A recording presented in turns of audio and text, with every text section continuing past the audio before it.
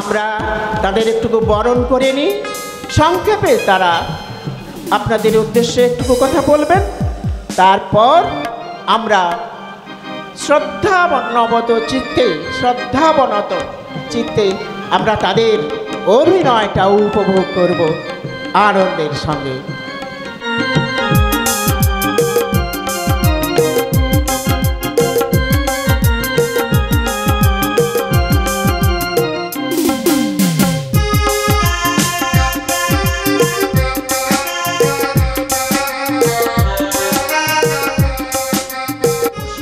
চন্দনে সম্মান জানাচ্ছে মীনাক্ষী বর্মন, অন্বেষা বর্মন এবং মেঘনা।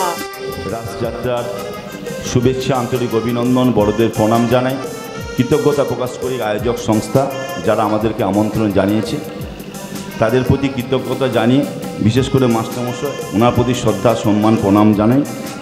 আমরা মূলত কোনো প্রফেশনাল নয়, পুরোটাই মূলত বর্তমান সমাজ থেকে যেভাবে লোকসংস্কৃতি যাত্রা পরপর হারিয়ে যাচ্ছে, অপসংস্কৃতি আস্তে আস্তে করে এগিয়ে আসছে, সেই জন্যই আমরা আমাদের হেডমাস্টারমশাই আছেন, আমাদের আরেকজন মাস্টারমশাই আছেন, আরও অনেকেই আছেন। সমাজে বিভিন্ন স্তরের মানুষকে নিয়ে আমাদের এই যাত্রাবাড়ি তৈরি, পুরোটাই এমএচআর আপনাদের বাড়ির ছেলে হিসাবেই করা।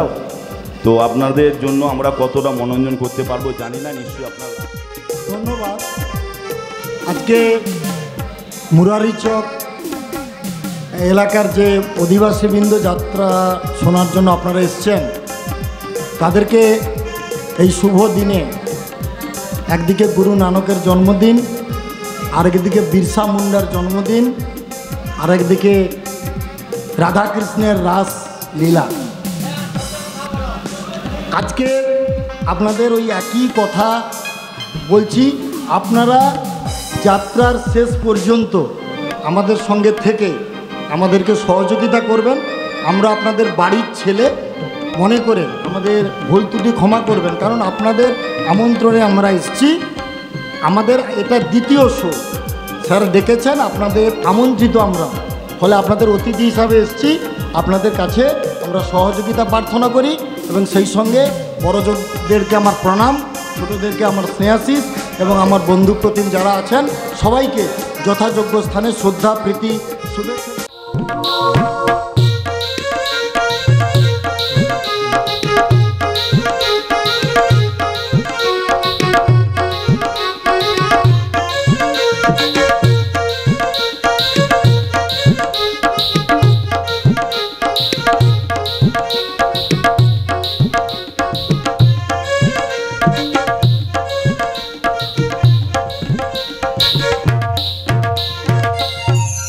নমস্কার শ্রদ্ধেয় সমবেত দর্শক মণ্ডলী, প্রথমেই গ্রহণ করুন ভেড়ির বাজার সপ্তর্ষি নাট্য সংস্থার পক্ষ থেকে প্রীতি, শুভেচ্ছা ও অভিনন্দন।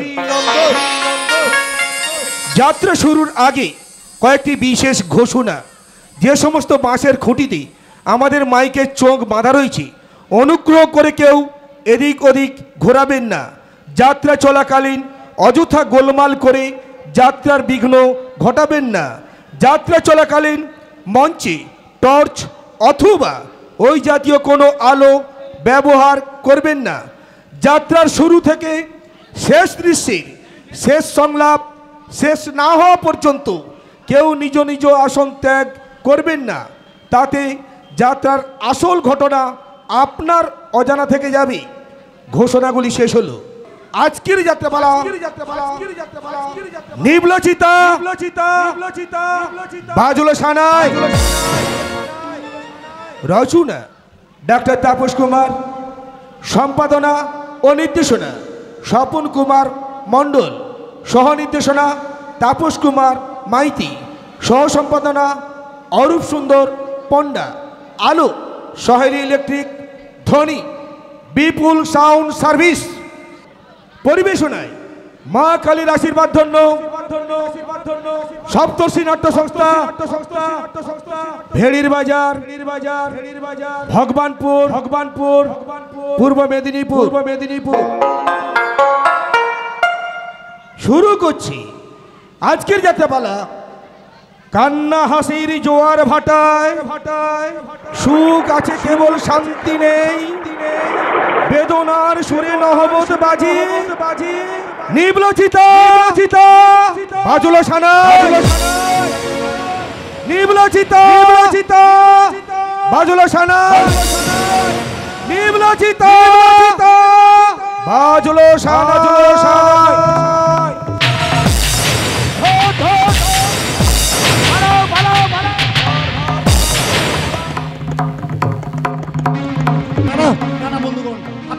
আপনারা আমার নামে জয়ধ্বনি দেবেন না, আমার নামে আপনারা জয়ধ্বনি দেবেন না। নিশান চৌধুরী আজ জয় নয়, নিশান চৌধুরী আজ পরাজিত।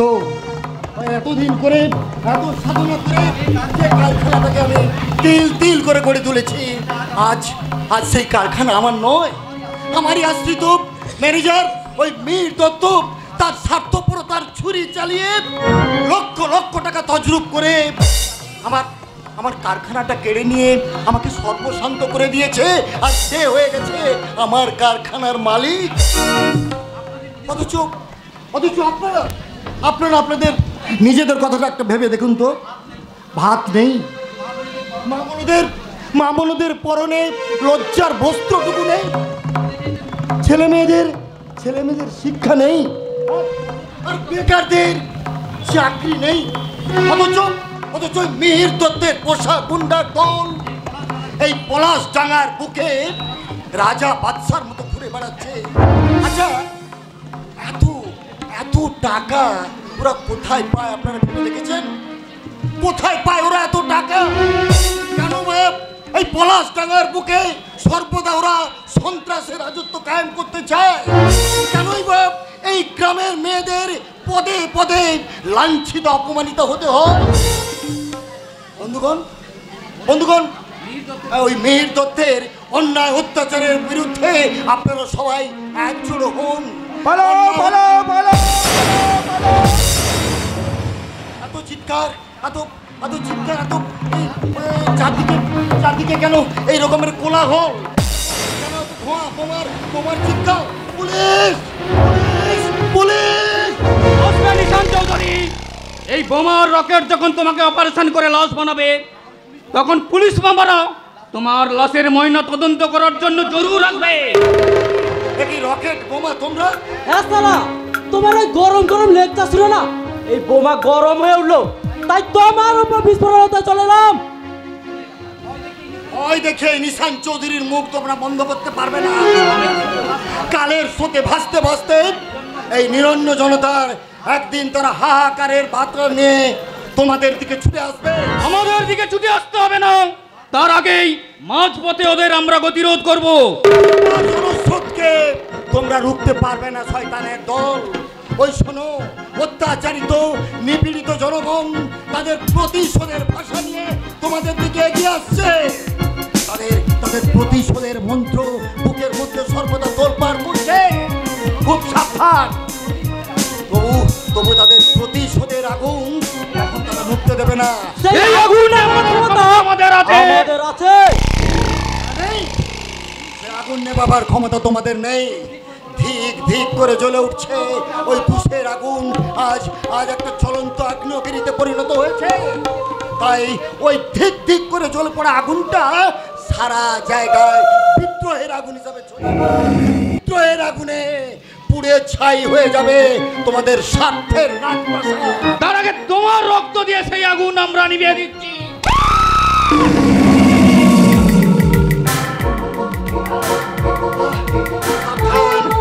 সাবধান ওরে মিহির দত্তের পোষা গুন্ডার দল, এইভাবে আমাকে আঘাত করে তোরা পার পেয়ে যাবি ভেবেছিস?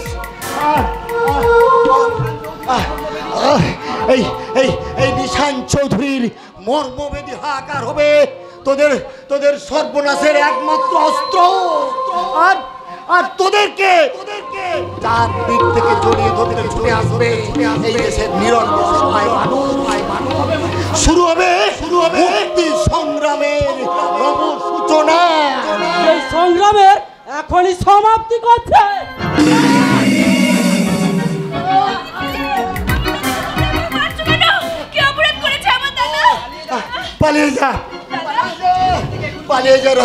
পালিয়ে যা রাখি, পালিয়ে যা এখান থেকে এখনই, যত দূরে পারিস তুই পালিয়ে যা।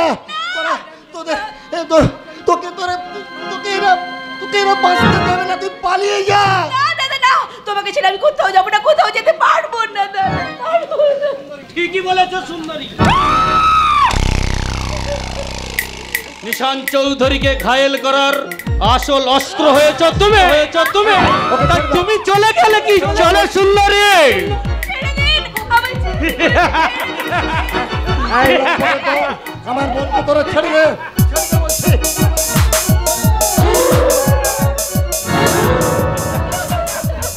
দাদা রাখি, রাখি, তোমারই চোখের সামনে তোমার প্রাণধিক বোনের যৌবনের মাপ নব নিশান চৌধুরী। তোমরা চাই কিছু করো না কেন, আমার শরীরের সহস্র রক্তবিন্দু তোমরা নিতে নাও। আমার শরীরের এক বিন্দু রক্ত থাকলে আমার প্রাণাধিক বোনের জীবনে তোমরা কলঙ্কের ভাগে লাগিয়ে আমি হাত জোর করে তোমাদেরকে অনুরোধ করছি, আমার বোনটাকে তোমরা ছেড়ে দাও। আমার দাদার বিরুদ্ধে উল্টো পাল্টা কথা বলে শ্রমিক ইউনিয়নকে খেপিয়ে তুলেছিস। মিথ্যে কথা।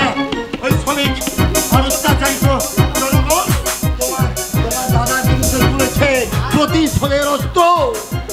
আজই তাই সবার সামনে চিৎকার করে বলতে হবে, আমার দাদা মিহির দত্তের কাছ থেকে গুনে গুনে টাকা নিয়ে ওই কারখানাটা বিক্রি করেছে। আমার তুচ্ছ প্রাণের বিনিময়ে আমি আমার আদর্শচ্যুত হব না আবির দত্ত। তাহলে তোমার আদর্শের প্রাণ বাঁচাতে এই মেয়েটার ইজ্জতই কেড়ে নেব। আর ওর ধারানো ইজ্জত আমি এই জনগণের সামনে মুঠো মুঠো করে তুলে দিয়ে বলবো, এ আমার আদর্শ পূজার প্রথম বলি। আমরা তোমার ঘর বাড়ি সব পুরো ছাই করে দেবো। মুঠো মুঠো করে শুনলে উড়িয়ে দিয়ে বলবো, এইভাবে আমার আদর্শ উঠছে। আর তোমার একমাত্র বোনের কলঙ্কের কালিটা মাখিয়ে দিয়ে তোমার সামনে আমি ছেড়ে দিলাম।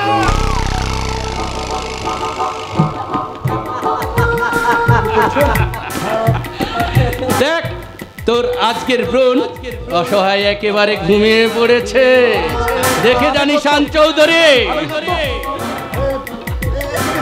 তুমি কি বলছো, কি বলছো আবির দত্ত? তুমি কি করছো? তুমি কি জানো এর পরিণাম ভয়ঙ্কর হতে পারে, ভয়ঙ্কর। নিশান চৌধুরী, এর পরিণাম কিন্তু একদিন তোমাকে ভোগ করতে হবে আবির দত্ত। এর পরিণাম কিন্তু একদিন ভোগ করতে হবে, খুব সাবধান আমি বলছি। হ্যাঁ, এই দুজন ধর। দাদা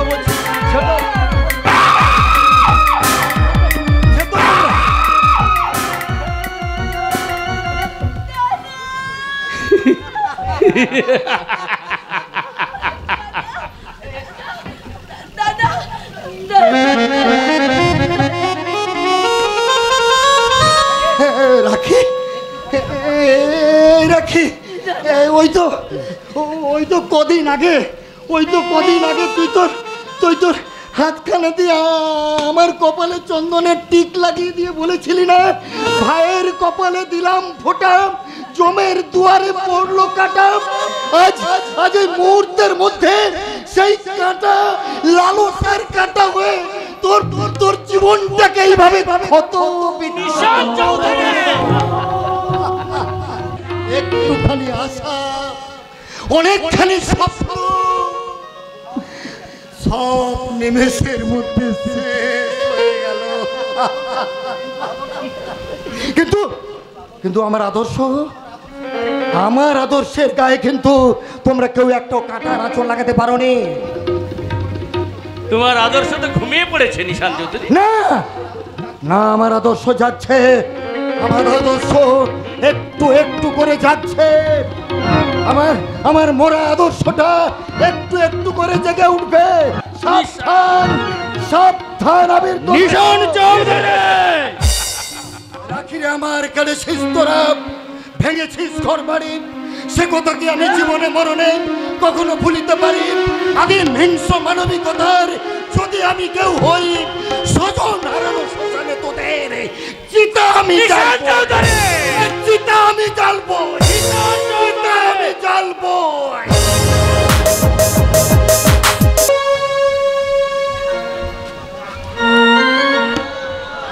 दम मारो दम मिट गए गम बोलो सुबह शाम हरे कृष्ण हरे राम हरे कृष्ण हरे राम हरे कृष्ण हरे राम हरे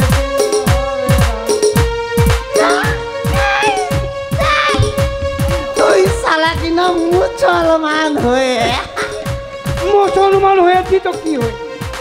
মুসলমান হয়েছি তোর মুখে পায়খানা করে দিয়েছি। আরে চুপ সালা, তুই সালা কি না মুসলমান হয়ে নাম গাইছিস? আরে আরে হরি নাম কি তোর বাপের সম্পত্তি যে তুই ছাড়া আর কেউ গাইতে পারবে না? একদম বাপ করে কথা বলবে না বলে দিচ্ছে, আমি কিন্তু আবার রেগে যাবো। আমার কসুর হয়েছে ভগা ভাই, এবারের মতো তুই আমাকে মাফ করে দে। বলছিস? হ্যাঁ তাহলে তাহলে তুই এক কাজ কর, এখানে কান ধর, কান ধর, এই ধরলাম। এবার ওঠ বস কর। এই বল। এক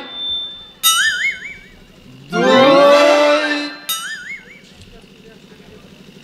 তিন। থাম থাম থাম থাম থাম, তোর কসুর মা। দেখলাম কারেন সুধা মেটে জ্বালা মেটাই ক্ষুধা মরে মর বাঁচিয়ে তোলে একে মন জাদু। না হয়নি হয়নি, সত্যি বলছি মাইনি। সারা পুরো পাটটা ফাঁকা করে দিও, আমার এক ফোঁটা নেশা হয়। সব সব বলছি ডিউটিতে ফাঁকি দিয়ে এতক্ষণ হাতে তালি দেওয়া হচ্ছে, তালে বল না কি করছিলে? নইলে দুটোকেই একবারে সাসপেন্ড করে দেবো। আগে আমরা ওই বাবা ভোলেনাথের নাম করে একটু গেঁজাতে দম দিচ্ছি। দম নিচ্ছিলি? দম বলি শরীর তোর গেঁজায় দম দিচ্ছিলি? হ্যাঁ হুজুর। বেশ করেছিস, বেশ করেছিস। আরে বাবা তোরা শিবের ভক্ত আর আমি মা কালী, আর এই শিবকালীর ভক্ত বলেই তো আমাদের মধ্যে নো দোলাচল নাকি বলিস তোরা? একদম হুজুর। দোষ আর তোরা হুজুর হুজুর করিস না তো। তাহলে কি বলবো? এখন থেকে তোরা আমায় দাদা দাদা বলবি, দাদা। দাদা? হ্যাঁ দাদা। আরে বাবা গুরু ছোটই হোক আর বড়ই হোক, গুরু তো গুরুই নাকি? হ্যাঁ ঠিক তেমনি তোরা ছোট পুলিশ আর আমি বড় পুলিশ।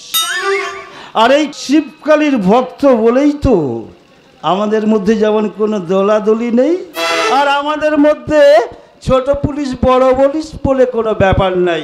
ছোটই হোক আর বড়ই হোক আমরা তো পুলিশ নাকি? হ্যাঁ তাহলে আজ থেকে কি বলে ডাকবো? আরে আমাকে বর্দা বলে ডাকবি, বর্দা। মেজবাবু এলে মেজবাবুকে বর্দা বলবি, আর ছোট বাবু এলে তাকে বলবি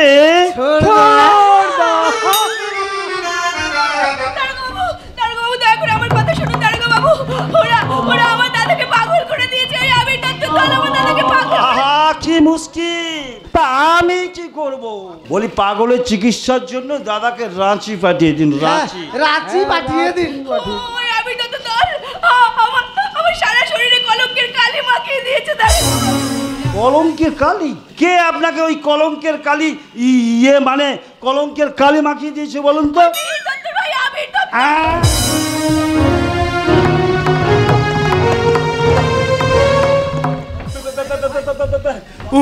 ওই মীর দত্তের বা আবির দত্ত? ওই আবির দত্ত আমাদের সংসারটাকে শ্মশান করে দিয়েছে। বলি কিরকম কিরকম? ওই শয়তান আবির দত্তের জন্য আমার দাদার নিজে হাতে গড়া কারখানা আর নিজের নেই। তাই জন্য শোকে দুঃখে আমার দাদা বোধ বুদ্ধি হারিয়ে ফেলেছে, আর এই সমাজের বুকে আমি হয়েছে ধর্ষিতা। হয়েছে হয়েছে, এবার আপনি বাড়ি চলে যান। কিন্তু দারোগা বাবু, আমার এই অন্যায় কি বিচার করলেন আপনি? আমরা আর কি করব? আপনার উপর যেই এত সব অত্যাচার হয়েছে, কি প্রমাণ আছে? কে দেখেছে?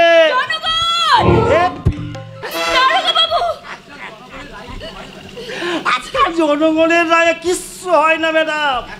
এখন ওই যেমন গণধোলাই গণধর্ষণেরও কোনো বিচার হয় না, ঠিক তেমনি গণধর্ষণেরও আমাদের কাছে কোনো ভ্যালু নেই। তাই বলছি ম্যাডাম, যা গেছে তা তো গেছে, যেটুকু আছে সেটুকু নিয়েই সন্তুষ্ট হয়ে এখন আপনি বাড়ি চলে যান, নাহলে যেটুকু আছে সেটাও হারাবেন। আমার এই প্রতি এই অন্যায়ের আপনি কোনো বিচার করবেন না? আমি কোনো বিচার পাবো না? না ম্যাডাম, আইন হলো সর্বসাধারণের জন্য, আর আমরা হলাম আইনের নকল। যে যত বেশি দামে আমাদেরকে কিনে নিতে পারবে, আমরা তত তার অনুগত হয়ে যাব। এই নাকি বলিস রে ভোগা, আলীজান? জি হুজুর। চমৎকার চমৎকার বললেন স্যার, চমৎকার বললেন। আপনি না আইন রক্ষক, আর সেই আইনকে এই জনগণের সামনে বিক্রি করতে আপনার বিবেক একটু বাঁধছে না? বিবেক কোথায় যে বাঁধবে? শুধু আমি নই ম্যাডাম, ইলেকশন 99% অফিসার আর আমার মতোই ওই টাকার তলায় তাদের বিবেকটা চাপা পড়ে আছে। দেশের সমস্ত পুলিশ অফিসারদের বিবেক টাকার তলায় চাপা থাকলেও এখন এদেশে অনেক পুলিশ অফিসার আছে যাদের কাছে স্যার টাকার চেয়ে তার এই বিবেকের মূল্যটা কিন্তু অনেক বেশি স্যার। আমি সেকেন্ড অফিসার আকাশ ব্যানার্জি। ও আচ্ছা আচ্ছা, আপনি মানে আপনি এই ভগা, আমার টুপিটা আমি আবার বেশিক্ষণ ওই টুপি পরে থাকতে পারি না, মাথাটা কেমন যেন একটু কুটকুট কুটকুট করে উঠতে। ওরে ওরে ভগা আলীজান, ও যে থুড়ি রমজান, ইনি তোমাদের ছোট বাবু। হ্যাঁ, মানে আমাদের ছোট। এই একটু ভদ্রভাবে কথা বলবে। ছোট বাবু নয়, মেজো বাবুরও। আমি হচ্ছে তোমাদের থানার নতুন মেজো বাবু। আমি বাইরে থেকে সত্য কথাগুলো শুনেছি, আর তথাকথিত ওই মিহির দত্তের কুকীর্তির কথা আমাদের কারো অজানা নয় যে স্যার।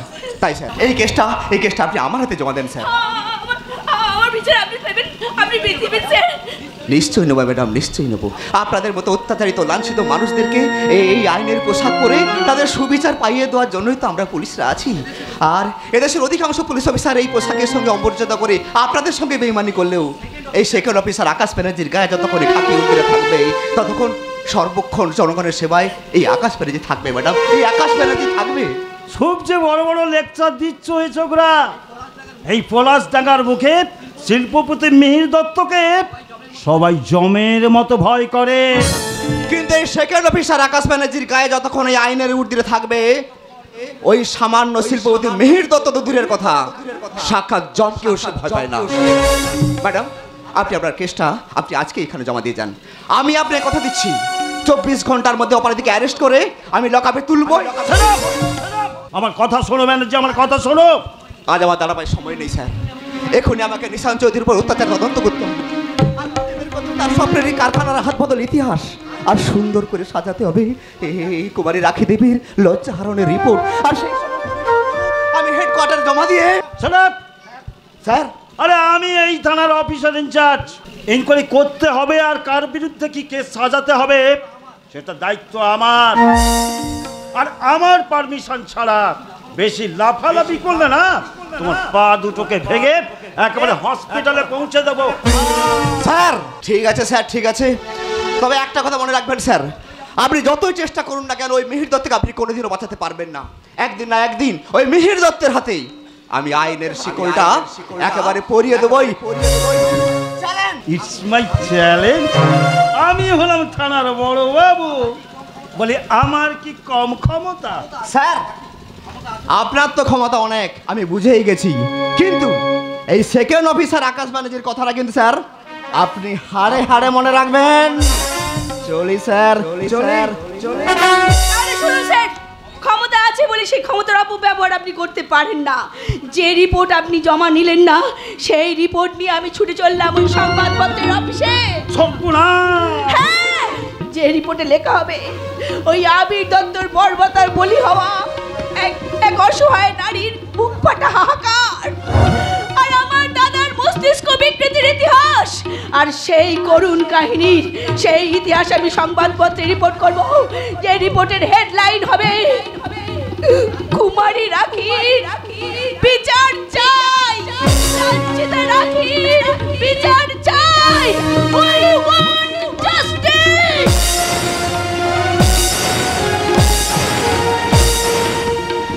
লাঞ্ছিতা রাখির বিচার চাই, এই তো সেই ভয়ঙ্কর রিপোর্টটা আমি সংবাদপত্রের মাধ্যমে সারা দেশে ছড়িয়ে দিয়েছি। এবার ঝড় উঠবে, প্রতিবাদের ঝড়, আর সেই ঝড়ে ওলট পালট হয়ে যাবে ওই ঠক জোচ্চোর মিহির দত্তের কালো টাকায় গড়া রাজপ্রাসাদ। আর তখন মিহির দত্ত ছুটতে ছুটতে এসে বলবে, কি হলো? ওরা আমাকে, আমি তাদের চিনি না। কি হয়েছে আলো? কলেজ থেকে বাড়ি ফেরার সময় হঠাৎ কয়েকজন অসভ্য লোক আমাকে দেখে নোংরা কথাবার্তা বলছিল। আমি তার কথার প্রতিবাদ করতে যাই, ওরা আমাকে বলল ও দেবরাজ গাঙ্গুলির বোন, ওকে ধরে গাড়িতে তোল। সঙ্গে সঙ্গে দুটো লোক ছুটে এলো। আমি কোনো রকমে অন্ধকারে গলি দিয়ে ছুটিয়ে পালিয়ে এসেছি দাদা। সেই লম্পট আমি তাদের চিনি না দাদা, আমি কিচ্ছু জানি না। কিন্তু বাড়িতে পা দেবার পর থেকে আমিও মনে মনে ভাবছি, কেন ওরা এইভাবে আমাকে অপমান করলো? কি অপরাধ আমার? তুই দেবরাজ গাঙ্গুলির বোন? সরোজ, মিথ্যে নয় বর্দা, মিথ্যে নয়। সৎ সাংবাদিক হিসাবে আবিরের কুকীর্তির ইতিহাস তুমি সংবাদপত্রের মাধ্যমে প্রকাশ করে তার আপামর জনসাধারণের সামনে তার আসল মুখোশটা খুলে দিয়েছো। তাই সে তোমার ওপর পাল্টা প্রতিশোধ নেওয়ার জন্য তার ভাড়াটে গুন্ডাদের লেলিয়ে দিয়েছে। নিশান চৌধুরীর মতো তোমাকে ওরা সর্বশান্ত করে ছাড়বে। কি বলছিস সরোজ? আর আমাদের একমাত্র বোন আলোর ইজ্জত কেড়ে নিয়ে ওকে বানাবে এই সমাজের ধর্ষিতা রাখি। সমাজের পুরুষগুলো কি আর সবাই হিজড়ে হয়ে গেছে? সামান্য এই কয়েকটা গুন্ডার মোকাবিলার করার শক্তি আজ মানুষের মধ্যে নেই? দাদা, আবির দত্তের লাঞ্ছনার শিকার যদি রাখি না হয়ে আমাদের বোনেই আলো হতো, তাহলে কি তুই পারতিস এভাবে চুপ করে থাকতে? নিশান চৌধুরীর ঘটনার পুনরাবৃত্তি যদি আমার উপর হতো সরাজ, তোমার লেখনী আবার তুমি দুর্বার গতিতে এগিয়ে নিয়ে যাবে বর্দা। হ্যাঁ রে, যাবো ভাই যাবো। এতদিন দেবরাজ গাঙ্গুলি একা শক্তিও এই সংগ্রামের লড়াই চালিয়েছে, আজ তার হাতে উঠে এসেছে এক নতুন শক্তি, যুব শক্তি। আমি তোমাদের মুক্তি সংগ্রামে তোমাদের মাঝে আরেক শক্তিকে মিশিয়ে দিলাম বর্দা। বেশ, আয় বোন, আমার এই সঞ্চিত যুব শক্তির মাঝে আমি আজ নারী শক্তিকে স্থান দিলাম। বর্দা, বিশ্বায়নের নামে প্রবঞ্চনা, প্রতারণার বিরুদ্ধে আমি আমার লেখনীকে ক্ষুরোধার করে তুলব এবং উলঙ্গ সভ্যতার নগ্ন চিত্র আমি লেখনীর মাধ্যমে প্রকাশ করব এবং সমাজের বুকে ঘুরে বেড়ানো শতাধিক মিহির দত্তের ব্যভিচারের রিপোর্ট আমি পৌঁছে দেব বিবেকবান মানুষের বিবেকের দরবারে। আমি নারী সত্তা নিয়ে ঝাঁপিয়ে পড়ব তোমাদের মুক্তি সংগ্রামের আপসহীন সংগ্রামের মাঝে। সমস্ত সমাজের নারী সত্তাকে জাগিয়ে তুলে বলবো, ওগো মাতৃ প্রীতিলতা ওদের দার্শের মেয়েরা, তোমরা ওঠো, জাগো। বিংশ শতাব্দীর নরখাদক জানোয়ারদের কাছ থেকে ছিনিয়ে নাও নারী সমাজের আদর্শ স্বাধীনতা। আমিও বলবো, অনেক তো দিন গেল বৃথায় সংশয়ে, এসো এবার দ্বিধার বাধা পার হয়ে। অনেক তো দিন গেল বৃথায় সংশয়ে, এসো এবার দ্বিধার বাধা পার হয়ে। তোমার আমার সবার স্বপন মিলায় প্রাণের মোহনা কিসের মানা। হবে চেনা, হবে জানা, পথে এবার নামো সাথী, পথে হবে পাচ্ছে না।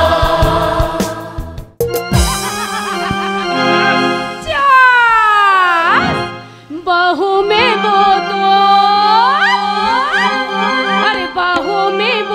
बोतल बोतल में दारू दारू में मेरी नशा एक बार जिसे मैं थोड़ी से पी बेहोशी हो गया एक बार जिसे मैं थोड़ी से पी बेहोशी हो गया झूम झूम झूम झूम झूम हाँ झूम झूम झूम झूम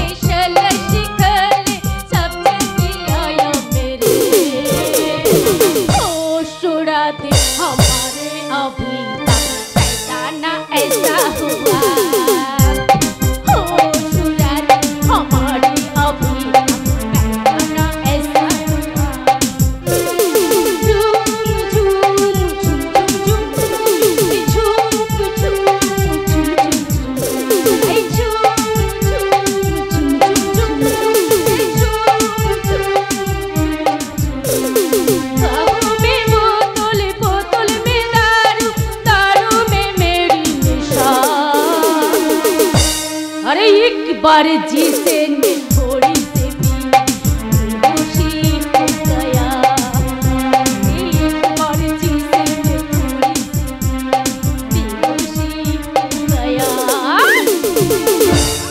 বাহ বাহ চমৎকার মেস্তা দত্ত ফ্যামিলিকে আজ পাঁচতলা হোটেলের সঙ্গে তুলনা করা যায় মেস্তা আমার আরো একটা কথা জানতে ইচ্ছা করছে রিয়া তোদের এই অশ্লীল নাচ গান কি তোদের আনন্দ উচ্ছ্বাসের বিকৃত বহিঃপ্রকাশ নাকি আর অর্ধ উলঙ্গ যৌবনের আধুনিক বিজ্ঞাপন দাদা এই নোংরা কথাটা বলতে তুমি পারলে মেস্তা যে বোন নির্লজ্জতার সীমা ছাড়িয়ে দাদারি চোখের সামনে অর্ধ উলঙ্গনী সাজ সেজে দাদারি হাত ধরে এরকম বিহার নৃত্য করতে পারে তার সেই সত্য কথা তুলে ধরা কোনো অশ্লীলতা নয় বরং শ্লীলতা বজায় রাখার আসল শিক্ষা তোমার কাছে কি সেই শিক্ষা রুচি বোধ আমার নেই রুচিটাকে তো তোরা খলম খুচির মতো ভেঙে টুকরো টুকরো করে ওই আধুনিক সভ্যতা আশা করে বিসর্জন দিয়েছিস রুচি বোধটা কি তোমার কাছে শিখতে হবে মেস্তা না আজ তো তোরা আধুনিক শিক্ষায় শিক্ষিতা তাই তো সতী সাবিত্রীর দেশকে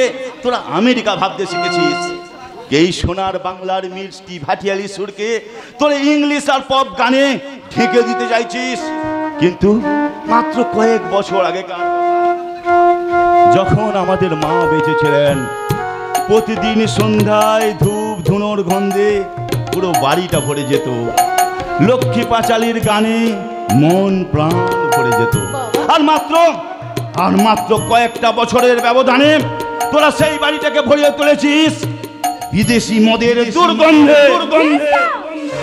অনেকক্ষণ থেকে দাঁড়িয়ে দাঁড়িয়ে তোর কথাগুলো শুনছি মেজদা তাতে আমার মনে হচ্ছে কি জানিস 100 বছর আগে না তোর এই জন্মানোটা উচিত ছিল তোর এই নির্বোধের হাসি দেখে না আমারও খুব হাসতে ইচ্ছে করছে কারণ তোদের আরো 200 বছর পরেই জন্মানো উচিত ছিল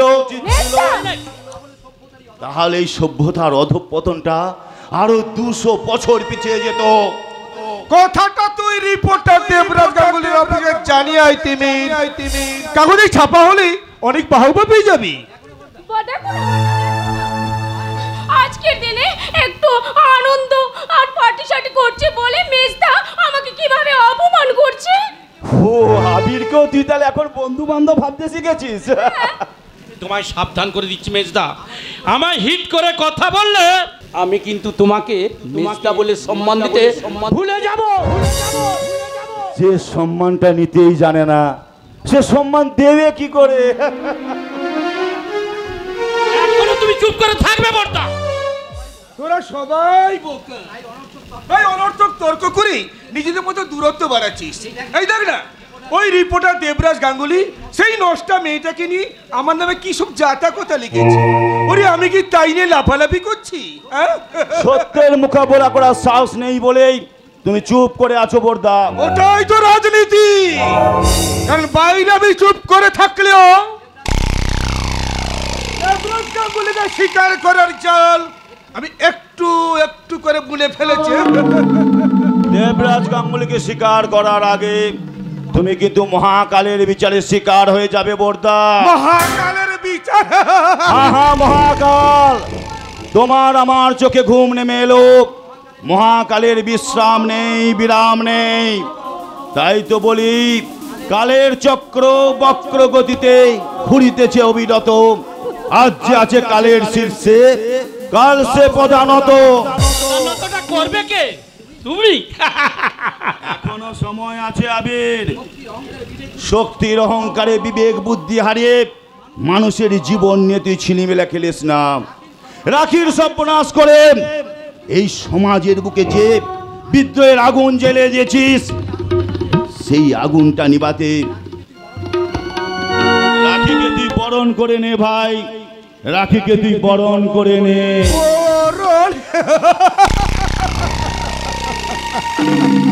তুমি হাসছো বড়দা? তুমি মেজদাকে বাড়ি থেকে তাড়িয়ে দাও। ও কথা বলে না, ও যে আমার সহোদর ভাই। বড়দা যে তোমার মতো দাদাকে অপমান করে, তুমি তাকে এখনো পর্যন্ত ভাই বলে মানছো কি করে জানি না। আরে বুঝবি না। ওই যে একটু আগে বললাম না, বাইরেটা আমার সরল হলেও ভেতরটা কিন্তু আমার শান্ত আমার ভাই দত্ত ফ্যামিলির দুরন্ত সাইক্লোন। ওই সাইক্লোনটাকে আমি স্তব্ধ করে দেব। আমিও তোমাকে স্পষ্ট কথা জানিয়ে যাচ্ছি বড়দা। কথায় কথায় ওর ওই বস্তা পচা লেকচার আমি কিন্তু সহ্য করব না কিছুতেই। হ্যাঁ বড়দা। আচ্ছা ওই দেবরাজ গাঙ্গুলির বাড়িতে কে কে আছে? এক ভবঘুরে ভাই আর একজন বিবাহযোগ্য বোন। রাস্কেলটা যে বড় বাড় বেড়েছে রে। তুমি যদি বলো ওটাকে একেবারে আমি। আরে নিশান চৌধুরী কতটুকু শাস্তি পেয়েছে তা চলে অনেক কঠিন বেশি শাস্তি পাবে ওই দেবরাজ গাঙ্গুলি। ও বুঝতে পারবে এই মিহির দত্তের চলার পথে একটা দুর্বাঘাস মাথা তুলে দাঁড়াতে পারবে না। আমরা আপনার কাছে একটা প্রার্থনা নিয়ে এসেছি। কে রকেট বোমারি এসো এসো বলে ফেলো বলে ফেলো। এই তোমাদের কি দাবি না কি প্রার্থনা বলো বলো বলো। না মানে বলছি যে হ্যাঁ বলো বলো। ওরা বলতে লজ্জা পাচ্ছে বড়দা, আমি ওদের হয়ে বলছি। আরে বলো। ওদের বাড়িতে বড় অভাব। তুমি যদি চেষ্টা করে না ওদের দুজনকে দুটো চাকরির ব্যবস্থা। চাকরি? আরে চাকরি কোথায় পাবো? কেন আপনার ওই কুড়িয়ে পাওয়া ফ্যাক্টরিতে? আরে পাগল না মাথা খারাপ? ওই নিশান চৌধুরী পাবলিক গুলোকে এমন ভাবে খেপিয়ে তুলেছে, আর তোমাদেরকে যদি চাকরি দিই তাহলে আমার অবস্থা থাকবে একবার ভেবেছো? তবে হ্যাঁ আমি একটা ব্যবস্থা করেছি। তুমি একটা স্কুল খুলবা। স্কুল? হ্যাঁ স্কুল। যে স্কুলে স্লেট পেন্সিল বই খাতা নিয়ে পড়াশোনা হবে না, হবে লাঠি গুলি ছুরি আর ছোরা নিয়ে খেলাধুলা আর পড়াশোনা। আর তুমি হবে এই স্কুলের হেডমাস্টার। হেডমাস্টার। তবে আইডিয়াটা মন্দ নয় স্যার, তবে ছাত্র নয়, ওই স্কুলেই শুধুমাত্র ছাত্রীদেরই ভর্তি করাবেন। কেন কেন ছাত্রীদের কেন? না মানে ওই ছাত্রীদের নিয়ে আমার একটু ওই করতে সরি মেয়েদের সেবায় নিজেকে উৎসর্গ করতে আমার ভীষণ ভালো লাগেছে।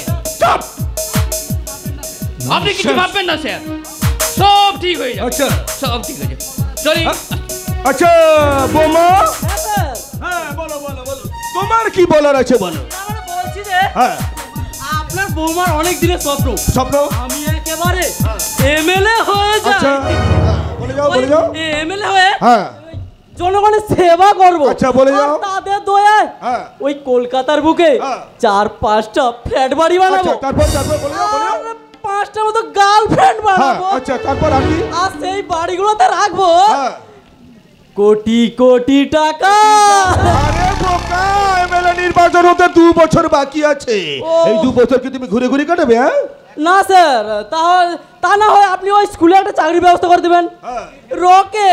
লকেট ওই মেয়েদের গলায় ঝুলবে, আর আমি মেয়েদের গার্জেনদের পকেটগুলো কেটে একবারে খালসা করে দেবো। Sir, good night. Good night. মেয়েদের ইজ্জত নিয়ে যারা ছিনিমিনি খেলবে তাদের একেবারে মায়ের বগে বানিয়ে দেবো। আরে বড় বাবুজি, বাধ্য হয়ে ছুটে আসতে হলো। কেন স্যার? কই, কোথায় আপনার সেই ভাই? কেন স্যার, আমি তো আপনার কাছেই দাঁড়িয়ে আছি। কথা বলতে লজ্জা করলো না? পেদানির ছোটে তোমাকে একেবারে বেন্দামরে পাঠিয়ে দেবো। চলো, পুলিশ মানে উঠবে, চলো। আরে কেন স্যার? শুনুন শুনুন শুনুন, আপনার কথাটা শুনুন, আপনি একটু কথাটা শুনুন। বলি কি, আপনার ভাই যে একেবারে ক্যালসানি কেস। আরে আপনি এটা ধরুন, তারপরে বলবেন কিটা ধরুন। ঠিক আছে, হ্যাঁ ধরুন।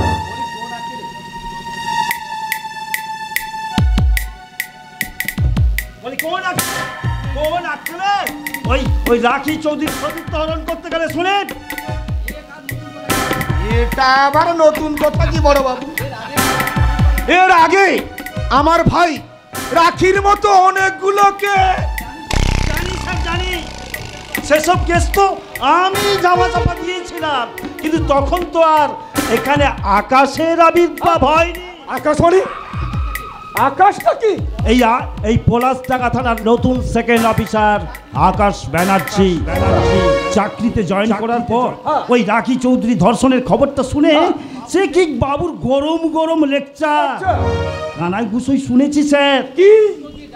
তিনি নাকি ওই সুতো দিয়ে জাল বুনে সেই জালেই বাঘ ধরে। আর বাঘ বলতে তিনি যে কাকে মিল করছেন বুঝতে পেরেছি। তাহলে নিশ্চয়ই আপনার এই মোস্ট অবিডিয়েন্ট সার্ভেন্ট রাহুল রায়ের চালটাও আপনি বুঝতে পেরেছেন স্যার। এই নামকা অবস্থা একটা তদন্ত করে গেলাম, ফলটা যে কি হবে সেটা আপনিও জানেন আর আমিও জানি। চলি স্যার, চলি। তবে যাওয়ার সময় একটা কথা বলে যাই স্যার, আপনার মোস্ট অবিডিয়েন্ট সার্ভেন্ট এই রাহুল রায়কে একটু মনে রাখবেন।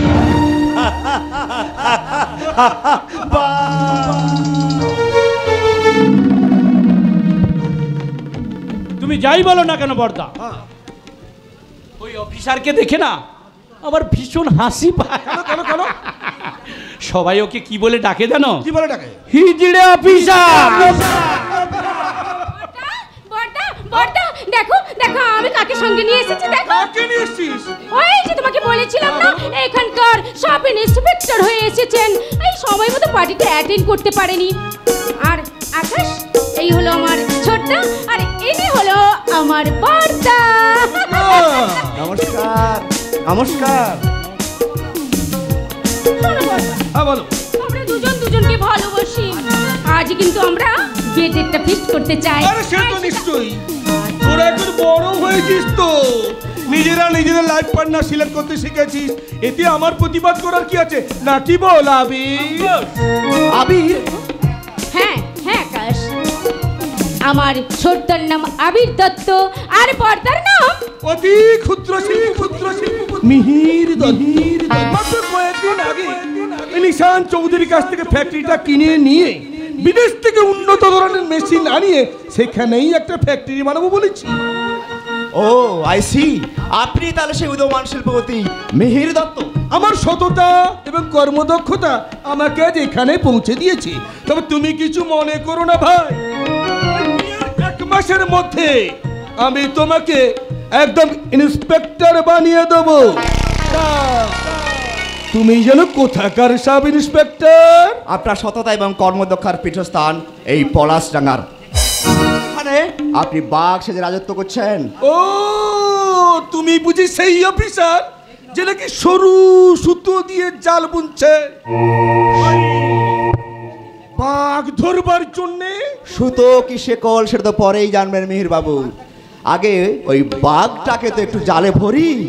ভদ্রভাবে কথা বলুন ইন্সপেক্টর। তুই এর মধ্যে কথা বলছিস কেন রিয়া? আমার সামনে কে বর্দাকে অপমান করবে তা আমি কিছুতেই সহ্য করতে পারবো না। ঠিক ওই কথাটা আমি আপনাকে বলতে চাইছিলাম আবির বাবু, যতদিন এই পলাশডাঙ্গা থানার বুকে আমি সাব ইন্সপেক্টর হিসেবে থাকবো ততদিন আপনার অত্যাচার হোলি খেলাটা আমি কিছুতেই চালাতে দেব না, মনে রাখবেন। ছোটা তোরা কি শুরু করেছিস বলতো? আর আকাশ, তুমি হলো আমাদের এই বাড়ির অতিথি, আর এইভাবে উত্তেজিত হওয়াটা তোমার কিন্তু উচিত হয়। তুমি যে মিহির দত্তের বোন আর এটা যে মিহির দত্তের বাড়ি সেটা জানলে আমি কখনোই এখানে আসতাম না রিয়া।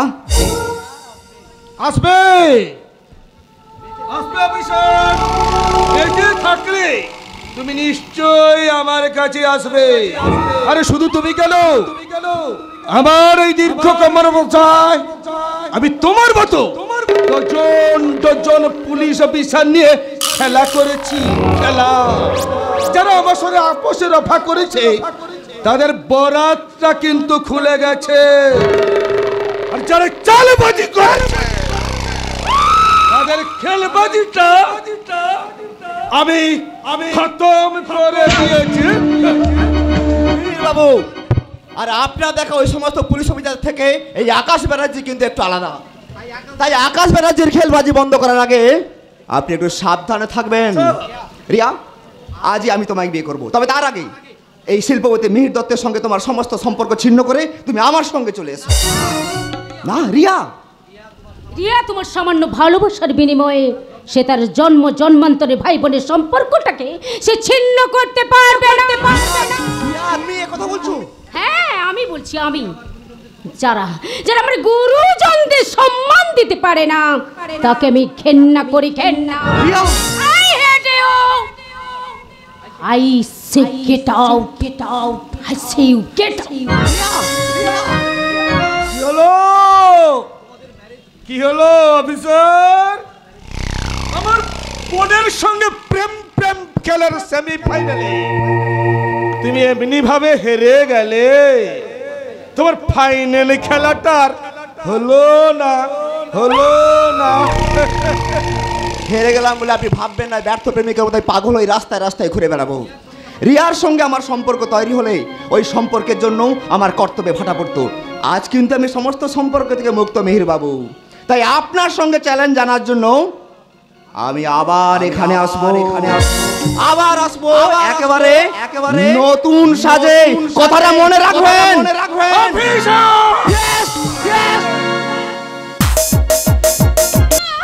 দাদা কই?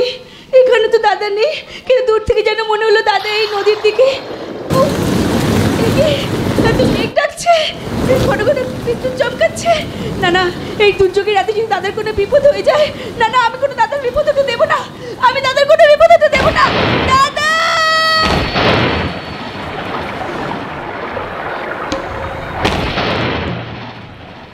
গাধা গাধা গাধা, এরকম ঝড় জলের রাতে কোথায় মদকে একটু মজ করবো তা নয়,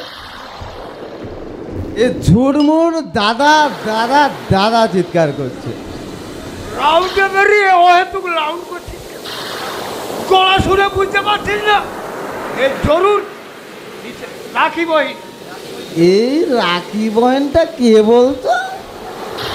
কেন ইয়াদ করতে পারছিস না? না, মাত্র কয়েকদিন আগে আবির দত্ত জোর করে যে মেয়েটার ইজ্জতে দাগ লাগিয়েছিল, এই মেয়েটা সেই শিল্পপতির বোন নিশান। ও এবার বুঝেছি। তা যতই চিৎকার করুক, তুই ওই চিৎকার শুনে আবার না দিল্লাগি করতে যাস না। ওই শোন, রাখি বহিন ফিন ডাকছে। আরে ডাকুক ডাকুক, তুই আবার ওই ডাক সুরে ছুটে যাস না রে বাবা। তার চেয়ে বরং তুই আমার কাছে আয়। শোন, রাউন্ডে বেড়েছিস, এই নে মদ খা, মদ খা। আর মনে রাখিস আমরা হচ্ছি জাত পুলিশ। আমাদের পেটের খিদে না ওই ভাত ডাল তরকারিতে ভরে না। কিসে ভরে জানিস? ভাতের বক্সিসে। আমি বরং ওই দিক থেকে ঘুরে আসি না। সত্যি কি তাই? কিন্তু ওই রাখি বইনের দাদা ডাকটা শুনে আমার দিলটা এমন কাঁদছে। দুঃশালা, ওই ভগবান দেখছি কিছুই জানে না, মাল পরে খাবে। যাই ওই রাখি বইনের তত্ত্ব তালাশ দিয়ে দিলটা একটু ঠান্ডা করে আসে।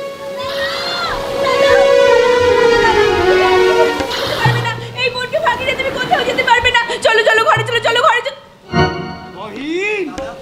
দাদা, না না, তুমি তো আমার দাদা নাও। তোমার পোশাক দেখে মনে হচ্ছে তুমি। আমি জানাল এই পলাশডাঙ্গা থানার কনস্টেবল। পলাশডাঙ্গা থানার কনস্টেবল মানে যে থানাতে আমি অভিযোগ জানাতে গিয়ে। জানি রে বহিন, জানি। সেদিন থানার বড়বাবু তোর সঙ্গে দুর্ব্যবহার করেছে, তার দিল থেকে আমি কখনো মেনে নিতে পারিনি। পরনে খাকি উর্দি পোশাকটা পরে থাকলে কি হবে? দেহটা তো মানুষের, আর সে দেহের মধ্যে যে দিলটা আছে সে দিলটা বারবার চিৎকার করে উঠে বলে, ওরে বহিন তুই ডর করিস না, তোর আখের আঁসু মুছিয়ে দেবে এই রমজান আলী, তোর দাদা।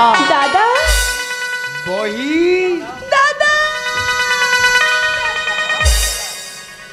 বাবা রমজান, খাসা ফাঁদ পেলে দাসা চাঁদটাকে তুই স্বীকার করে।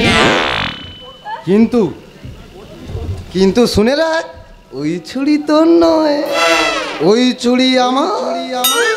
আমি তোমাকে বিয়ে করব না, রাখি আমার। না না, রাখি আমার না।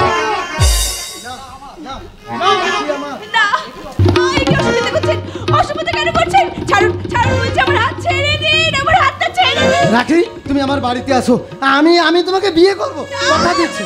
ছাড়ুন ছাড়ুন। সেলুকাস, কি বিচিত্র এই দেশ। আর এই দেশের দুপে জীবগুলোর চরিত্র। আইনের ঊর্ধ্বধারী দুই পশু কামড়া কামড়ি করছে, লক্ষ্য তাদের একটাই, অসহায় নারীর নারীত্ব চিৎকার করছে, অথচ রক্ষক হয়ে ভক্ষকের ভূমিকা পালন করতে এরা মেয়েটার অসহায় নারীত্ব। তাই তাই সামনে বসে থাকা দর্শক মন্ডলী হাততালি না দিলেও আমি কিন্তু হাততালি দিয়ে বলছি, চমৎকার, কি চমৎকার এই দৃশ্য। কে তুমি? আমি এক মরা মানুষের জীবন্ত কঙ্কাল। মানুষ রূপী দুপে জানুয়ারে আজ সারা দেশটা ভরে গেছে। তাই তো এই দিকে দিকে খুন, সন্ত্রাস, রাজধানী, ধর্ষণ। তাই তো সেই মানুষরূপী দুপে জানোয়ারদের সায়স্তা করার জন্য আমি আমার কঙ্কাল বাহিনী নিয়ে এখানে ছুটে এসেছি। ওই দেখো, ওই দেখো, হাজার হাজার লক্ষ লক্ষ কঙ্কাল তোমাদের দিকে ছুটে আসছে। চোখে তাদের প্রতিশোধের আগুন, দু চোখে তাদের প্রতিবাদের ভাষা।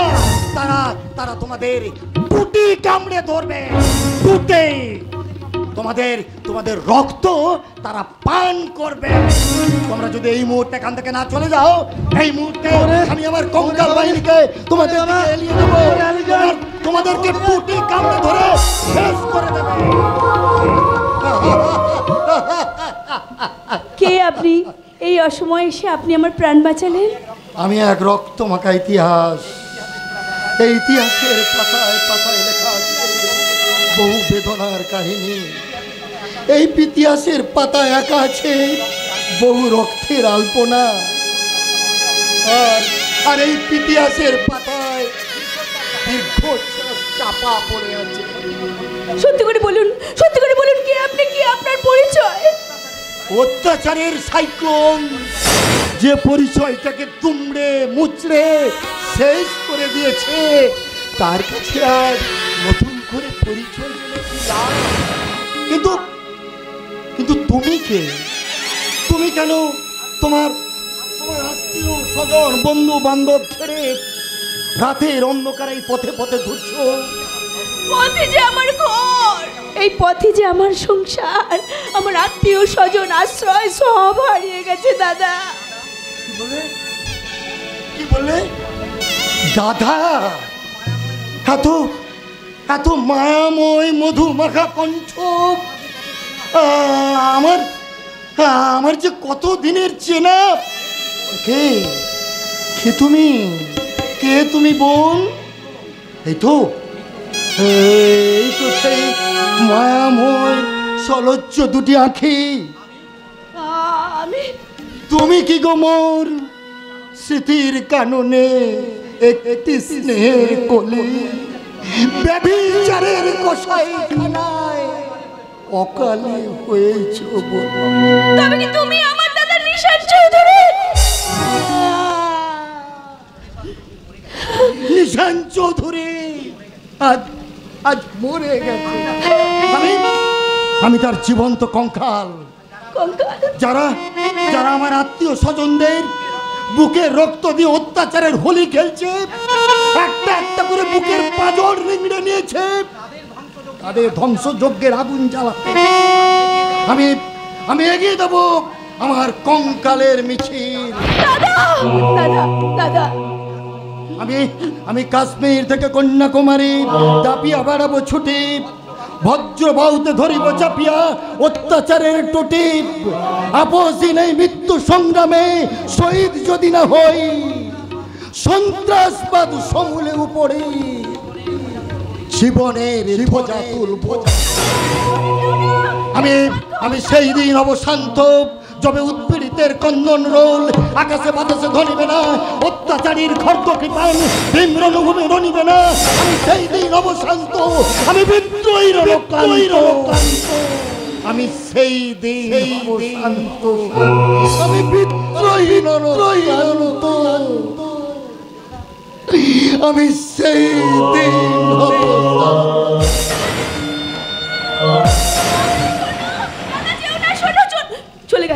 চলে গেল, আমার কোনো কথা শুনলো না, চলে গেল।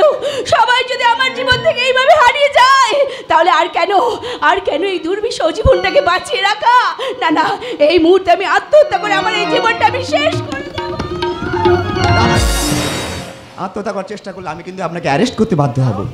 কারণ আত্মহত্যা করার চেষ্টা করাটা কিন্তু আইনত অপরাধ। কিন্তু এছাড়া যে আমার কোনো উপায় নেই স্যার। আমার আত্মীয় স্বজন আশ্রয় সবচেয়ে হারিয়ে গেছে, পদে পদে বিপদ আমাকে তাড়া করে বেড়াচ্ছে। এভাবে আমি কতক্ষণ নিজেকে বাঁচিয়ে রাখতে পারবো বলো? জীবন মানেই তো সংগ্রাম ম্যাডাম, আর সেই সংগ্রাম করে বেঁচে না থাকলে তাহলে জীবনের সার্থকতা আসবে কেমন করে? সংগ্রাম আমি কেমন করে করবো স্যার? আমার যে আশ্রয় নেই, এই পথই এখন আমার আশ্রয়, এই পথেই আমাকে রাত কাটাতে হয়। কিন্তু এদেশের পথ ঘাট যে গভীর জঙ্গলের থেকেও ভয়ঙ্কর বিপজ্জনক, তাহলে আমি কি করে বাঁচিয়ে রাখবো নিজেকে স্যার, কি করে? ম্যাডাম, আপনার যদি আপত্তি না থাকে তাহলে আপনি আমার কাছে আশ্রয় নিতে পারেন। আপনার কাছে? হ্যাঁ। না না না না, তা হয় না স্যার, তা হয় না। আপনি যদি আমাকে আশ্রয় দেন তাহলে লোকে যে আপনার চরিত্র নিয়ে ব্যঙ্গ বিদ্রুপ করবে। কিন্তু আপনার চরিত্র নিয়ে, আপনার চরিত্রের ইতিহাস নিয়ে আমার তো কোনো লাভ নেই ম্যাডাম। এখন এখন এখন আমার কাছে সবচেয়ে বেশি গুরুত্বপূর্ণ হচ্ছে আপনার অসহায় জীবন ম্যাডাম। কিন্তু স্যার, হ্যাঁ, একজন সাধারণ মানুষ হিসাবে আমি কিন্তু একজন পুলিশ অফিসার, কিন্তু সেই পুলিশ অফিসার হয়েও আইনের বেড়াজাল থেকে মুক্ত করে আপনাকে আমি কিন্তু কোনো সহযোগিতা করতে পারিনি ম্যাডাম। কিন্তু একজন সাধারণ মানুষ হিসাবে আমি তো আপনাকে এটুকু করতে পারি ম্যাডাম। আসুন আসুন ম্যাডাম, সমস্ত দ্বিধা দ্বন্দ্ব ত্যাগ করে আপনি আমার কাছে আসুন।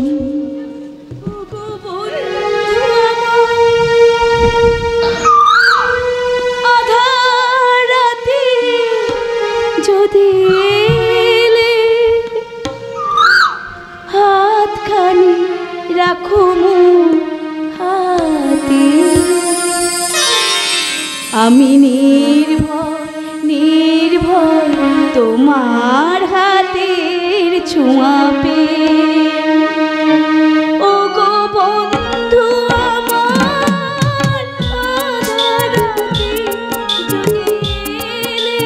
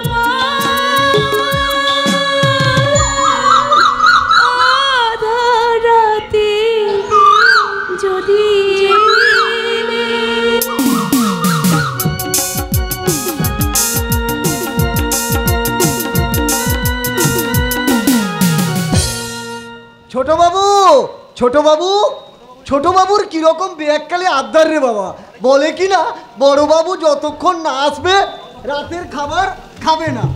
হ্যাঁ, না না রামুদা, আমি কিছুতেই খাবো না। তুমি তো জানো রামুদা, দাদা না বাড়ি ফিরলে আমার তো পেট ভরে না জানা। তুমি দেখে নাও, দাদা ঠিক এক্ষুনি বাড়ি ফিরে আসবে। এলেই মঙ্গল। তুমি তো জানো না তোমার দাদার আজকাল কত পরিবর্তন হয়েছে। কেন রামুদা, আমার দাদার কি পরিবর্তন হয়েছে? ছোট মুখে সে কথা কেমন করে বলি ছোট বাবু? যতই হোক আমি তোমাদের বাড়ির চাকর। চলো চলো, অনেক রাত হলো, রাতের খাবার খেয়ে নেবে চলো। না খেলে বৌদিমণি ভীষণ বকাবকি করবে। করুক বকাবকি, তবু বলছি আমি খাবো না খাবো না খাবো না। এ তো আচ্ছা জ্বালাই পড়লাম রে বাবা। জানো তো রামুদা, নার্সিংহোম থেকে ফিরে আসা অবধি আজ পর্যন্ত আমি দাদাকে নিজের চোখে দেখিনি। তবে কি রামুদা, আর আমার দাদা বাড়ি ফিরে আসে না? আসি ছোট বাবু, তুমি ঘুমিয়ে পড়লে বড়বাবু চুপি চুপি বাড়ি আসে, আর তুমি ঘুম থেকে ওঠার আগে বড়বাবু আবার অফিসে চলে যায়। তাহলে রামুদা, আজকে দাদা বাড়ি না আসা পর্যন্ত আমি কিন্তু আজকে ঘুমোবই না। সে না হয় নাই বা ঘুমালে, তার আগে খেয়ে নাও তো, তারপরে না হয় ওই গেটের সামনে বসে অপেক্ষা করবে। না রামুদা, আমি তো বলছি খাবো না ঘুমোবই না। খাবারটা এখানে রেখে যাও রামুদা, আমার সঙ্গে গল্প করতে করতে ও ঠিক খেয়ে নেবে। দিচ্ছি বৌদিমণি। আচ্ছা বৌদিমণি, তুমি আমাকে একটা কথা বলো না, দাদা কেন রোজ রোজ চুপি চুপি আমি ঘুমিয়ে পড়লে আসে, আর ঘুম থেকে ওঠার আগে কেন দাদা অফিস চলে যায়? কে বলেছে কথা? কেন ওই যে রামুদা বললে। ওরে বাবা, রামুদা ভীষণ মিথ্যে কথা বলেছে। ও কথা বলে তুমি আমাকে ভুল বোঝাতে পারবে না বৌদি। ওই রামুদার সঙ্গে আমি যে মাঠে ময়দানে ফুটবল খেলতে যেতাম, তখন তো একটাও মিথ্যা কথা বলতো না। বৌদি, সেই দিনের সেই অভিশপ্ত দিনটা কথা মনে আছে? সেদিন রামুদার প্রচন্ড জ্বর, আমি একা একা ময়দানে ফুটবল খেলতে গেলাম, আর ফেরার পথে একটা ছোট ট্যাক্সির নিচে আমার বাম পাটা। চুপ করো তো, সেই অভিশপ্ত দিনটার কথা তুই আমাকে মনে করে দিস না, আর তুই সেই অভিশপ্ত দিনটার কথা ভুলে যা ভাই, ভুলে যা। বলতে পারি কই বৌদি, বলতে পারি কই? সেই অভিশপ্ত দিনটা যে আমার জীবনটাকে পুরোপুরি বদলে দিয়েছে। রতু, শুধু তোর জীবনটা নয় রতু, তোর জীবনটা, তোর দাদার জীবনটা বদলে দিয়েছে। অনেক অনেক রাত হলো ভাই, এবার তুই খেয়ে নে ভাই।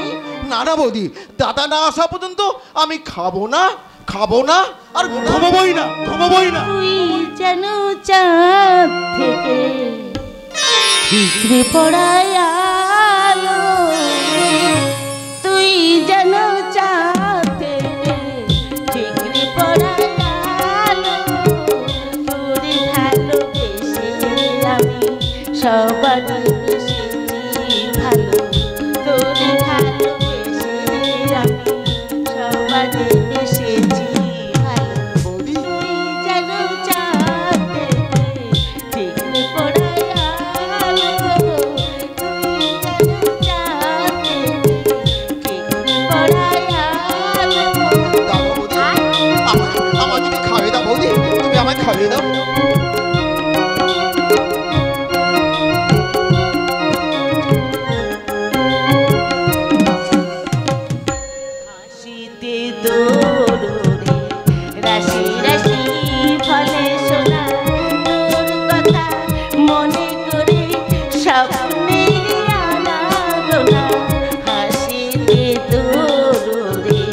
রাশি রাশি ফলে সোনা তোর কথা মনে করে, স্বপ্নের আনাগোনা, তুই যেন চাঁদ থেকে ঠিকরে পড়ায় আলো, তুই যেন চাঁদ থেকে ঠিকরে পড়া আলো। এই ছোট মাঝখানে কত মান অভিমান লুকিয়ে আছে, অথচ ওই মানুষটার একদিনও মনে হয় না এই অভিমানী ছেলেটার কথা তার মনে থাকবে কি করে, মনে থাকবে কি করে? গভীর রাত্রে সে যখন বাড়ি ফিরে তখন কি সে মানুষ থাকে? এই তো কয়েক মাস আগের কথা, যেদিন মানুষটা ওই ইন্সপেক্টর পদে পুলিশ অফিসার হয়ে আনন্দ হয়ে বাড়িতে এসে আস্তে আস্তে আমাকে বলল,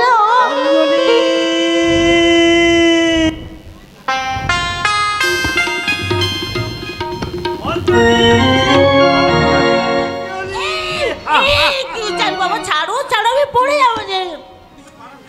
আরে বাবা তুমি এমন চিৎকার করে ডাকছো না, সারা পাড়া নেই জেগে গেল। আনন্দ করবো না, আজকে তোমার আনন্দের দিন। ওরে বাবা, সে আনন্দের দিন নাকি বলবে তো?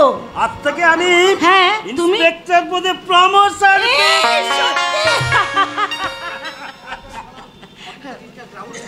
এখন থেকে আমি থানার অফিসার ইনচার্জ রাহুল রায়।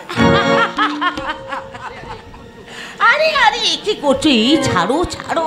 আরে বাবা রতু ঘুমিয়ে পড়েছে, এক্ষুনি ঘুম ভেঙে জেগে আমাদের যদি এই অবস্থা দেখে তাহলে কি ভাববে বলো তো? আবার ভাববে দাদা বৌদির সঙ্গে প্রেমে খেলা। এই অঞ্জলি, সেই ফুলসজ্জার রাতে যে গানটা গেয়ে তুমি আমার মনটাকে একেবারে ভরিয়ে দিয়েছিলে, সেই গানটা তোমার গাও লক্ষ্মী গাও।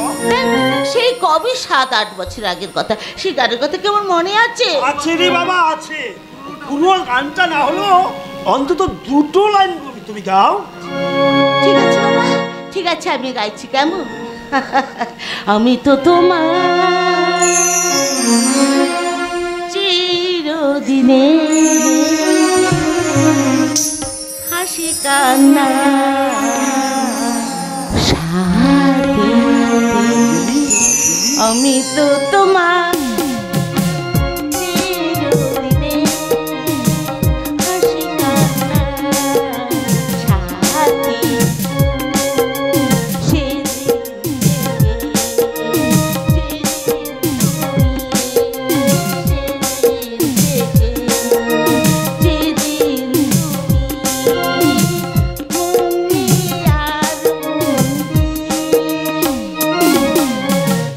আমি তো তোমার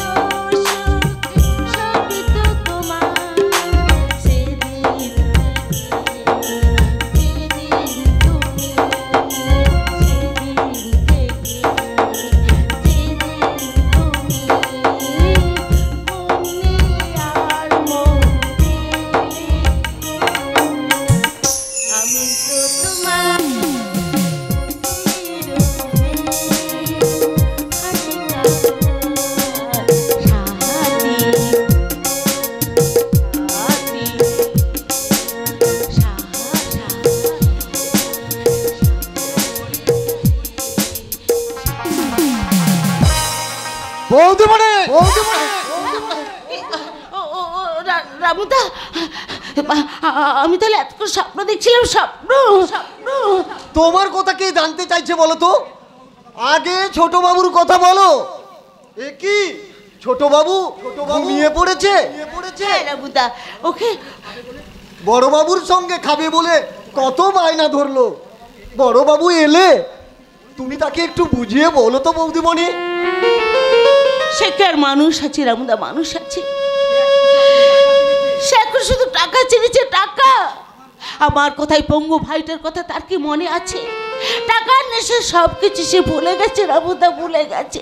যাক যাক সে কথা, রতিকে ওর ঘরে শুয়ে দিয়ে এসো। কেমন? দিচ্ছি বৌদিমণি।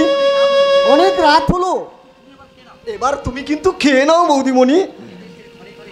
এদেশের ঘরে ঘরে যেন তোমার মতো লক্ষ্মী প্রতিমার জন্ম হয়, তাহলে এই দেশটা আর কখনো নরক হয়ে উঠবে না গো বৌদিমণি, হয়ে উঠবে সত্যিকারের স্বর্গ।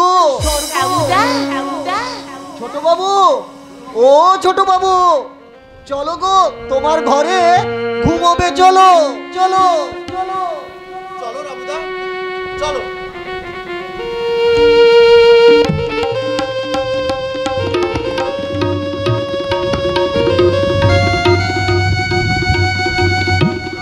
রামুদা বলে গেল এই দেশটা নাকি নরক থেকে স্বর্গ হয়ে যাবে, স্বর্গ। কিন্তু কি করে স্বর্গ হবে, কি করে স্বর্গ হবে? এদেশের মানুষদের মৃত্যুবন্ধের কৃতদাস হয়েছে, কৃতদাস। তাই তো শিল্পপত্র মিহির দত্তের কাছে আমার স্বামীও তার মান অভিমান সমস্ত কিছু বিক্রি দিয়েছে, অর্থ বিক্রি দিয়েছে। বৌদিমণি, কি হলো রামুদা, তুমি আমরা হন্তদত্তে ছুটে এলে কেন? কালো কাপড়ে মুখ ঢাকা একজন লোক এই ডায়েরিটা আর চিঠিটা আমায় দিয়ে বললে এগুলো মিহির দত্তের মৃত্যুবান, বড়বাবুর হাতে তুলে দিও বলে লোকটা চলে গেল। সে কি? দেখি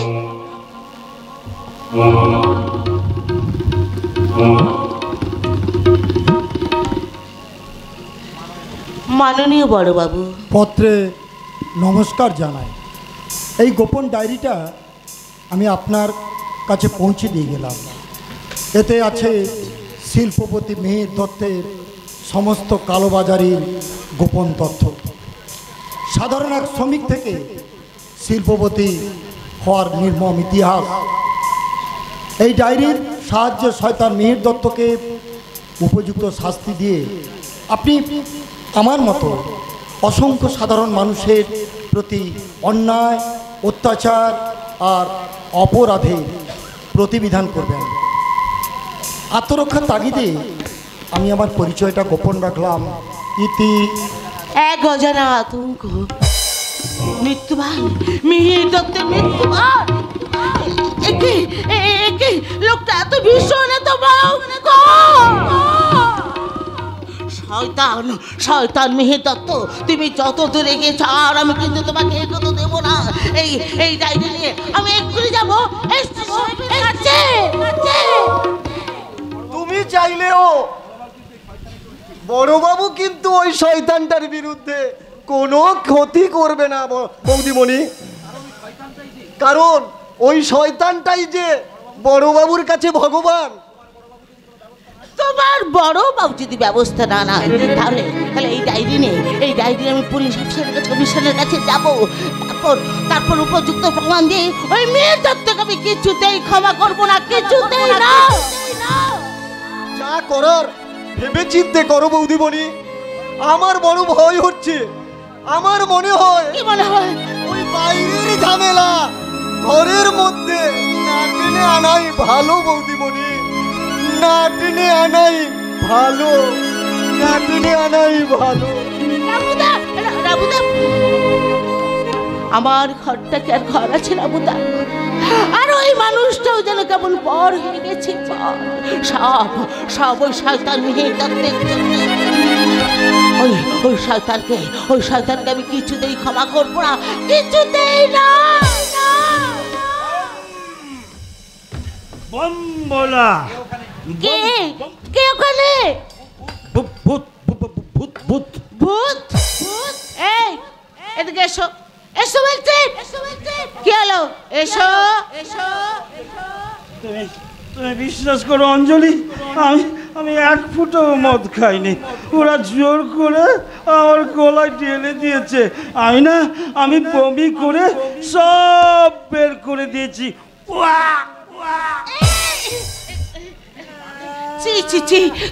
তুমি কি মানুষ? থামো বলছি। আর নাকামো করতে হবে না। আর কখনো নাকামি করবো না। তুমি যা বলবে আমি তাই করবো। সত্যি বলছো? সত্যি বলছো তুমি? তাহলে আমাকে ছুঁয়ে বলো, তুমি সত্যি বলছো তো? হ্যাঁ, তোমাকে সত্যি ছুঁয়ে বলছি অঞ্জলি। তুমি যা বলবে আমি তাই করব। তাহলে জীবনে কোনোদিন মদ খাবে না, আমার কাছে শপথ করো। শপথ করো। খাবো না। মেয়ে দত্তের সঙ্গে কোনোদিনই যেন তুমি মিশবে না। মিশবো না। আদর্শ পুলিশ অফিসার হয়ে আইনের মান রাখতে মাথা উঁচু করে তুমি পথ চলবে। তুমি আমার কাছে প্রতিজ্ঞা করো। আদর্শ পুলিশ অফিসার হয়ে আইনের মান রাখতে মাথা উঁচু করে চলবো। হ্যাঁ।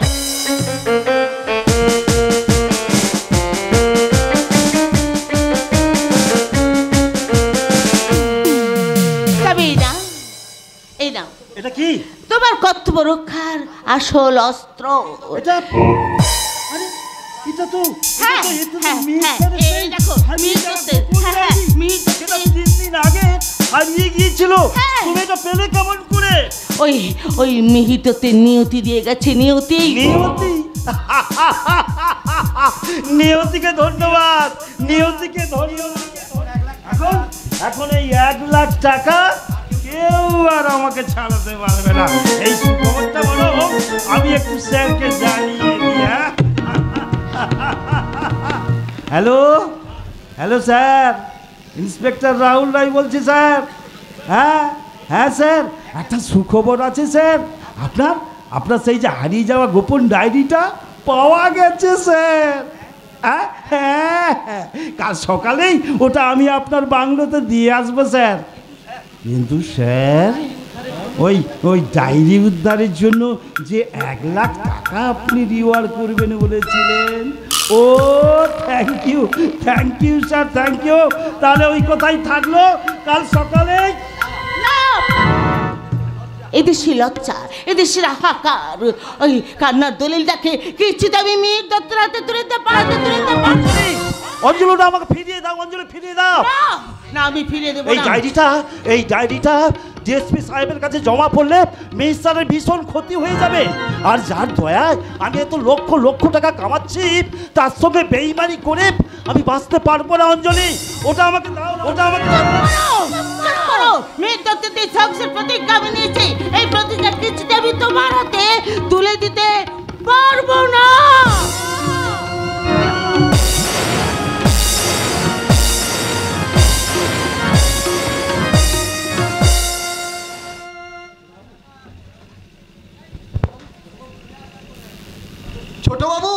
ছোট বাবু, চটপট একটু থালা বাসনগুলো বের করে দিন। আমি এসে গেছি। এ বাড়ির কাজ সেরে আমাকে এক্ষুনি আবার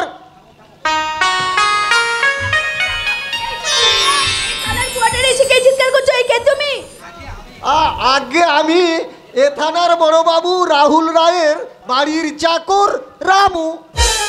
কিন্তু আপনি কে? আমি এ থানার ছোট বাবু আকাশ ব্যানার্জির বাড়ির ঝি রাখি। আপনি বরং এক কাজ করুন দিদিমণি, সব কাজগুলো না হয় আপনিই করবেন, শুধু বাসনগুলো না হয় আমি। না, ওগুলো আমিই করব। কেন? আরে বাবা, ছোট বাবু বলেছে বুঝি? ছোট বাবু বলবে কেন? আমার ইচ্ছে, তাই আমি ওগুলো করব। তা না হয় করছেন, কিন্তু আর কিছু ইচ্ছে করছে না? সব ইচ্ছাকে প্রকাশ করা যায় রামুদা? ঠিক বলেছেন ছোট বাবু, ঠিক বলেছেন। রামুদা, তুমি তোমার ছোট বাবুকে জিজ্ঞাসা করো তো, এত দেরি করে উনি কেন খেতে এলেন? উনি কি রোজ এই সময় খান? ছোট বাবু, দিদিমণি জিজ্ঞেস করছেন আপনি কি রোজ এই সময়েই খান? তোমার দিদিমণিকে বলে দাও রামুদা, আমি তো সরকারি অফিসের ওই বাধা দেওয়ার সময়ের কর্মচারী নই যে আমার যখন ইচ্ছা করবে আমি বাসায় ফিরে আসবো। দিদিমণি, ছোট বাবু বলছে। তোমাকে আর বলতে হবে না, আমি নিজেকে শুনতে পেয়েছি। তোমাকে নতুন করে শোনাতে হবে না। এই রামুদা, তুমি এগুলো ওখানে রেখে আসো। ছোট বাবু, দিদিমণির বিরুদ্ধে আমার একটা অভিযোগ আছে, আপনাকে কিন্তু এর বিহিত করতে হবে। আরে তোমার অভিযোগটা কি সেটাই তো বলো আগে। এতদিন আমি আপনাদের বাড়িতে কাজ করে আসছি, কিন্তু এখন দিদিমণি বলছে আমাকে আর এখানে কোনো কাজ করতে হবে না। বলুন, এটা ঘোর অন্যায় নয়? ঠিক বলেছো রামুদা। আর আমি একটা মেয়ে মানুষ, আমি শুধু খাবো আর ঘুমাবো? না, এই আমি পারবো না। ঠিক, এটাও তো ঠিক। এ আপনার কেমন বিচার হলো ছোট বাবু?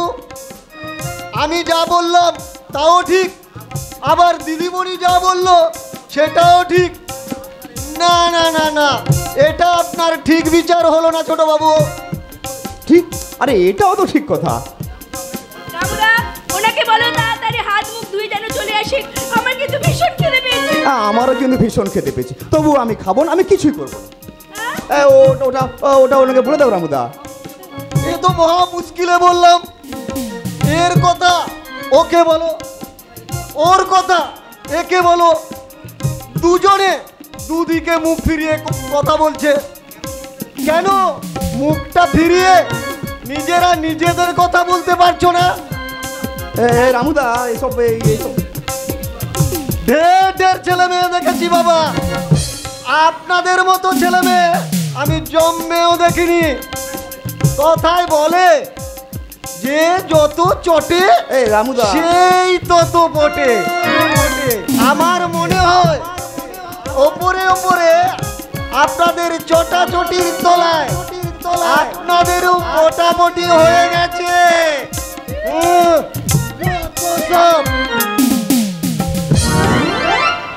এই যে শুনছেন? আমি শুনবো না, খাবো না, আমি কিছুই করবো না। তা কেন করবেন? তা কেন করবেন? কেন আমার কথা শুনবেন? আমি আপনার কে? সত্যি তো, তুমি যে কে যে তোমার কথা আমাকে শুনতে হবে? কে? তার মানে আমি আপনার কেউ না। বললাম খুব, কেউ না বললেও বিপদ। তাহলে তাহলে কি বলবো?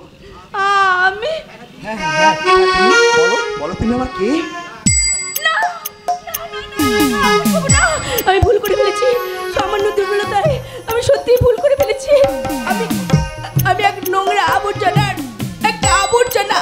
আপনি আমাকে নোংরা আবর্জনা থেকে তুলে নিয়ে এসে এই আলোর জগতে আশ্রয় দিয়েছেন। আমার কলঙ্ক তো কোনো দিন মুছবে না। রাখি, তাই সমাজের কাছে আমি যে পরিচয়টা পেয়েছি, আমি আপনার কাছ থেকেও সেই পরিচয়টাই পেতে চাই আকাশবাবু। না রাখি না, আজ তোমার সে পরিচয় নিয়ে আমি এতটুকু চিন্তিত নয় রাখি। আজ তোমার একমাত্র পরিচয় তুমি আকাশ বনেছের আশ্রিতা। কিন্তু এই অনুগ্রহের দান কতদিন থাকবে আকাশবাবু? যতদিন তোমার এই আকাশবাবু আকাশের মতো মাথা উঁচু করে বাঁচবে। পারবে না রাখি, পারবে না। এই উদার আকাশের বুকে তুমি তোমার স্বপ্নের রংধনু আঁকতে পারবে না রাখি। আমার সারা দেহে মনে হচ্ছে কলঙ্কের কালিমা। আমি তোমার মাঝে নতুন করে গড়ে তুলবো আমার ভালোবাসার প্রতিমা আকাশবাবু। হ্যাঁ হ্যাঁ রাখি, আর সেই ভালোবাসার প্রতিমাকে আমি আমার অনুরাগের রং দিয়ে সুন্দর করে সাজিয়ে আমি বরণ করে নেব আমার মনের মন্দিরে রাখি। একটুকু ছোঁয়া লাগে, একটুকু কথা শুনি, একটুকু ছোঁয়া লাগে, একটুকু কথা শুনি, গায়ে দেশ সুরে সুরে রোজে মম ফাল্গুনে, একটুকু ছোঁয়া লাগে, একটুকু